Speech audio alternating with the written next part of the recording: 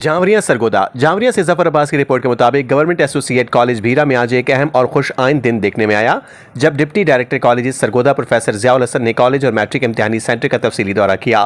College में उनकी पहली आमद पर उनका पुरतपाक और पुरजोश खैर मकदम किया गया। इस मौके पर उन्होंने कॉलेज लाइब्रेरी, कंप्यूटर लैब और मुख्तलिफ क्लासेस का मुआयना किया और असातिज़ा की पेशा वाराना सलाहियतों को सराहते हुए उनकी तदरीसी काविशों को काबिल तहसीन करार दिया। उन्होंने कॉलेज में मिसाली सफाई, शजरकारी मुहिम और खूबसूरत सरसब्ज लॉन्स की खूबसूरत तारीफ की और खुसूसी तारीफ की।